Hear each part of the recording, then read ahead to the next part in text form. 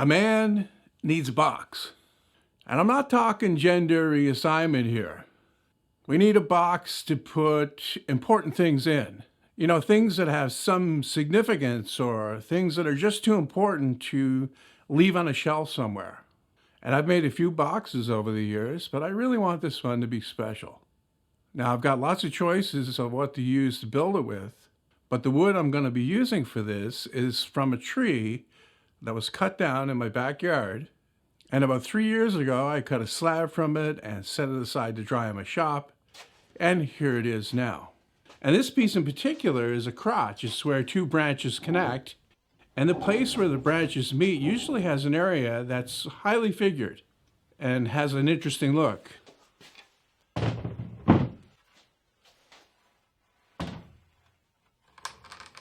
So the first thing I need to do is bring it over to the bandsaw and cut it straight. And what I'm looking for here is to try to get the maximum out of this piece.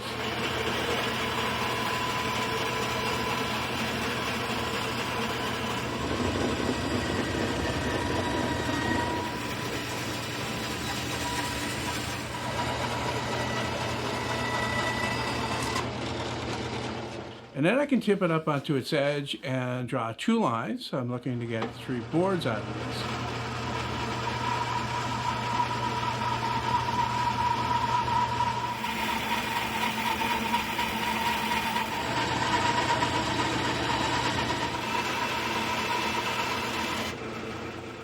The bandsaw does a good job of cutting them into boards, but of course they're not flat.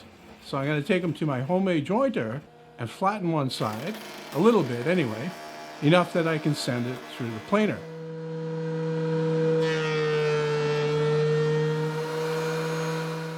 I might have enough to do the entire box, the top and the bottom as well, but I don't want to take a chance, so I'm going to cut some pieces of oak as well and plane those down to the same thickness.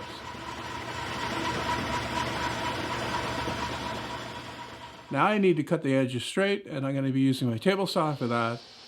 And to extend the fence, I'm using my straight edge guide for the first cut, and then I'll adjust the fence, take that away, and make the cut on the other side.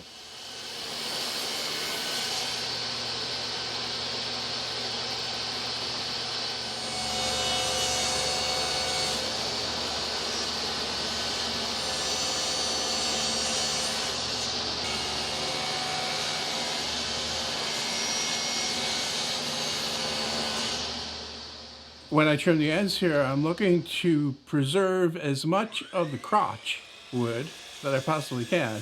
So I'm making that cut very close to the end.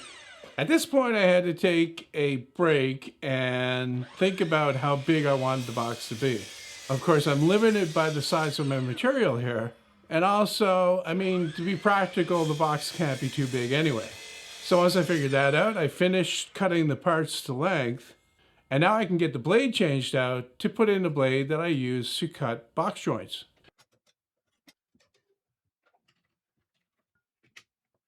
Before I cut those box joints though, I got one other cutting operation to do that I kind of forgot about. I need to make the panel for the top.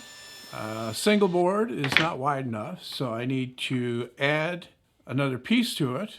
But to get the full benefit of the crotch, what I'm going to do instead is I'm going to add pieces to the edge.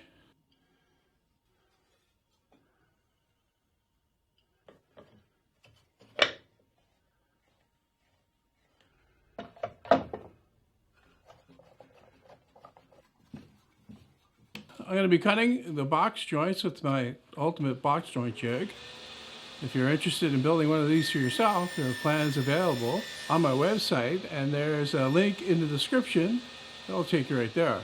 These are 1/8 of an inch, and I'm cutting them with a single blade in all 4 pieces at the same time. I'll do one end first, and then I'll flip them over and do the other end.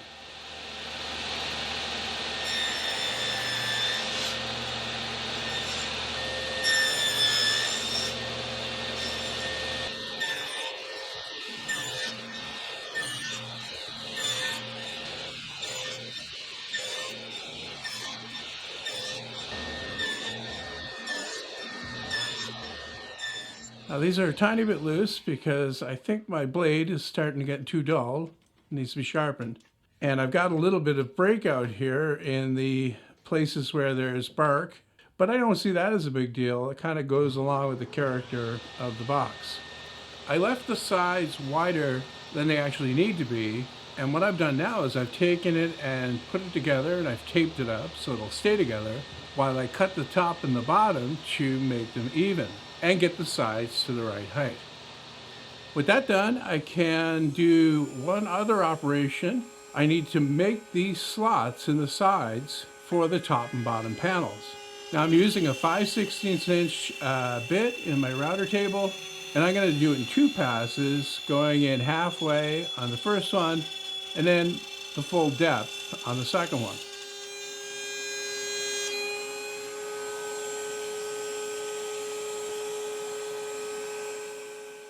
It was there that I ran into a spot of trouble. First of all, some of the box joint pins were breaking off because there's not a whole lot left after you route the full width. And then, as if that wasn't bad enough, halfway through the cuts, my router gave out. So what I did was I switched to the table saw and I made all of the cuts all the way through. And I figured what I'll do is I'll put the box together and then I'll make pieces to fit in there to fill the gaps. Now with the groove cut in the sides, I can temporarily put the box together and measure how big the top and bottom panel need to be. They're both exactly the same size, so I'm only measuring the top here. The way I'm putting the panels in, they can be the exact length because that's along the grain. It doesn't expand and contract that much. However, from front to back, or the width, needs to be about 1/8 of an inch less. So I measured 7.5 and I'll make the panel 7 3/8.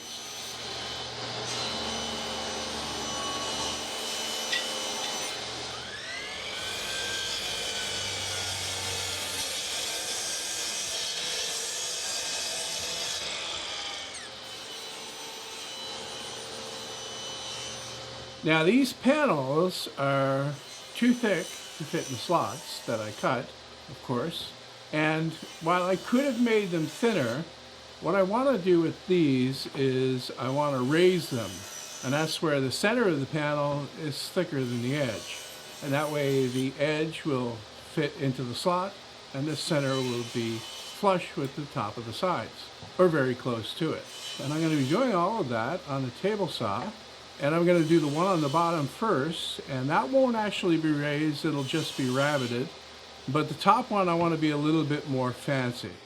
So I'm going to make the same cut that I did on the bottom to begin with.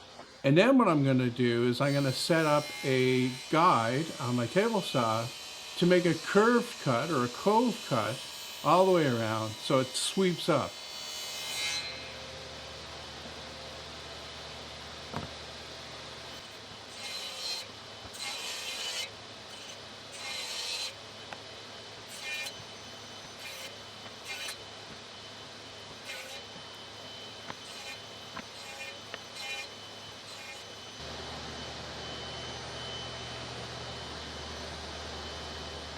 And of course, that's going to leave a little bit of a rough surface, so what I'll do is I'll sand that smooth after it's all cut.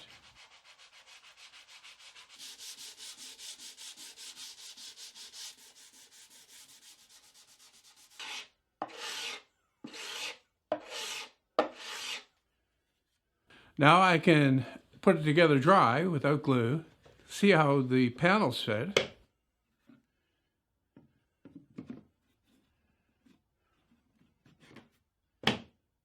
And this looks good. So now all I have to do is sand the parts on the inside of the box. It's a lot easier to do that before the thing goes together. And after sanding it with 80 grit, I'm going to use my scraper to finish smoothing it. And I'll do the same with the sides as well. The glue that I'm using here is polyurethane construction adhesive, and there are a couple of reasons why I'm using that. First is that it takes a long time to dry, and that's a real benefit, of course, when you're working with box joints. And the other thing is that it kind of lubricates the joint as well, makes it go together smoother, especially if you got a tight fitting joint. Now I'm only putting glue in the center section here from the inside, And then after the box is put together, I'm going to put some from the outside, kind of squeeze it into the cracks from the outside. What I'm looking to do here is to not glue the panels in. I don't want any glue to get on those. And then of course I've also got those gaps to fill up, so I'll need to cut and fit pieces to put in there. And if there's glue in there already, that'll be a little bit difficult to do.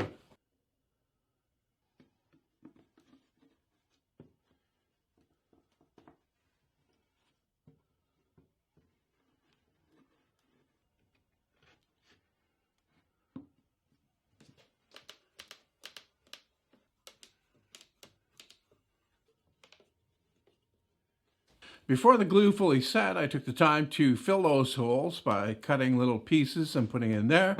And then I left it to dry overnight. And now what I'm doing is I'm putting it in my quick release vise, and I'm going to trim off those pieces that I put in before sanding the outside of the box. The sides only though.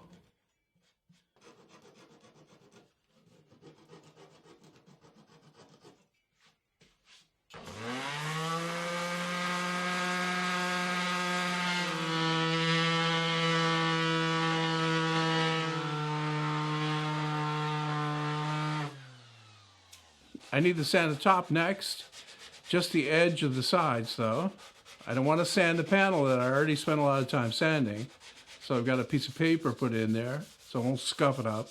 And I'm starting with 100, and then I'm going to work my way right down to 320. All right, now with that done, I need to actually cut the box open. I need to cut the lid free of the bottom. So I've got my fence set to 1.5 inches, and I'm going to run it through all the way around the box. But after the first 3 cuts, I'm going to put some tape on so that it won't close up.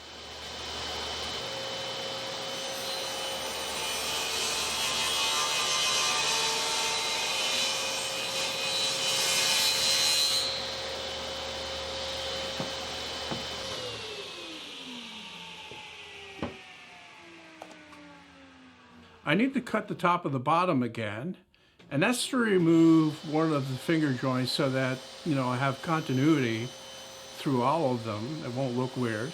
But before I do that, I need to cut the bottom to make sure it's absolutely parallel to the top. And I'm just trimming off a very small amount here.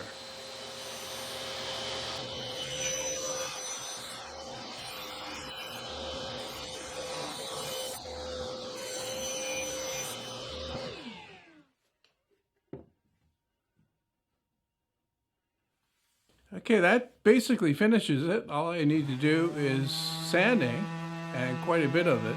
I'm starting here with 220 on the machine, and then I'm going to finish up with 320 by hand. Of course, that's a box without hinges, and I'm using simple butt hinges, and to mortise them in, I'm actually going to do that on a table saw. I've got it set to make a very shallow cut, and I'm going to do both hinges on both the top and the bottom at the same time.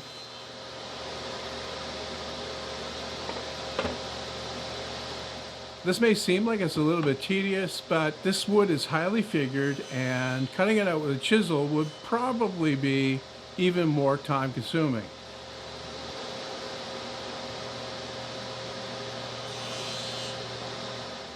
Now, I'm not a big fan of brass, especially shiny brass, but it's the best that I could find on short notice.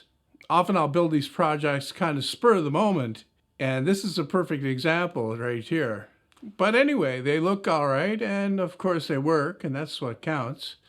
And there's nothing stopping me from changing it in the future to something that I like better, but these will work for now.